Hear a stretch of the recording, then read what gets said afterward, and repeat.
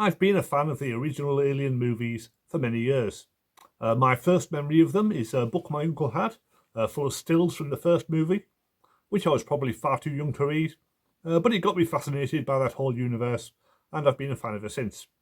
One of my first internet purchases was the VHS of the Aliens Director's Cut.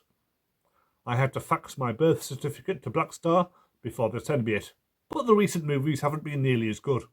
Prometheus had a lot of big, exciting ideas, but Alien Covenant was a very disappointing sequel. And now we have Alien Romulus, which probably won't go down as one of the high points of the series, but is still a solid piece of work nonetheless. The story begins in a terrible mining colony that's pitch black all year round. All of the women have American accents, and all the men are British. I'm not sure how that came about.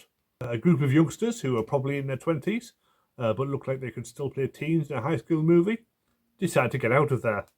They already have a working spaceship, but they need cryotubes to get to another planet.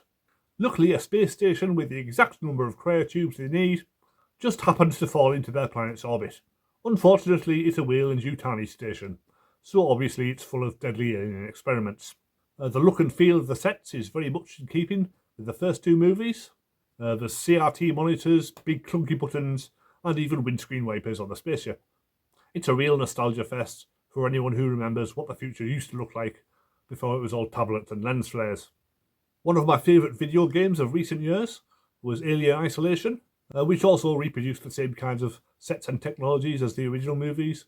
This is definitely influenced by that game, only with a much simpler plot. After they board the station, from then on it's basically a series of distinct video game-like levels.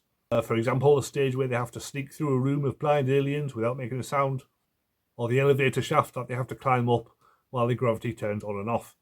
It's all incredibly tense, and after the slow build-up, from then on the rest of the movie never lets up. You're right there with the characters in a frantic race for survival. Unlike Alien Isolation, there's more than one xenomorph in the station, which feels a bit over the top. There's only 6 characters, and they're barely armed most of the time, so you do get the feeling they would have been easy pickings, even if there was just the one alien. The only new creature we get comes at the end. At first, it's not entirely clear where this thing comes from, but if you think back, then it is kind of explained if you pay attention. I'm sure it will be a controversial aspect, much like the similar creature at the end of Alien Resurrection, but it kind of works to give an added kick to the final showdown, and it's certainly visually memorable. The cast are all largely unknowns, which in theory means that any of them can die at any time, but the majority of screen time goes to Rain and Andy, played by Cailee, Spaeny and David Jansson. They're kind of a surrogate brother and sister, except Rain is human and Andy is a synth, presumably short for android. Their relationship is basically the heart of the movie, and you can certainly believe in their connection. Both actors give strong performances. Jansson is particularly impressive when his character is reprogrammed and gets a whole new personality. The rest of the cast are basically cannon fodder, which is what you expect from these kind of movies, but their deaths would have been more affecting if they'd had more memorable personalities.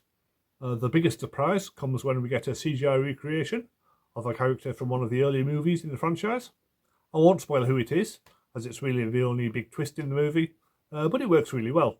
There's always a bit of an uncanny valley feeling when recreating dead actors like this, but in this case the character is an android anyway, so it kind of makes sense.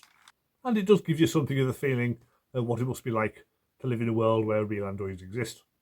Overall, it's a solid movie. It's not particularly original, with maybe one too many callbacks to the earlier movies in the franchise, but still it's an absolute blast to sit through. The director clearly knows what they're doing, and it's a really thrilling way to spend 2 hours in the cinema. The ending leaves it open for a sequel, so hopefully they can do something a bit more original if they do that. Certainly it's the best the franchise has been in many years, and we've still got Noah Hawley's TV series to look forward to next, and if that's anything like as good as Legion or Fargo, then it should be something really special. So thanks for watching. I don't know when my next movie review will be. Francis Ford Coppola's Megalopolis looks really interesting, but I don't know if they'll show that at my local multiplex, so I guess it could be the new Joker movie. So press subscribe if you want to see my take on either of those, and I'll see you next time.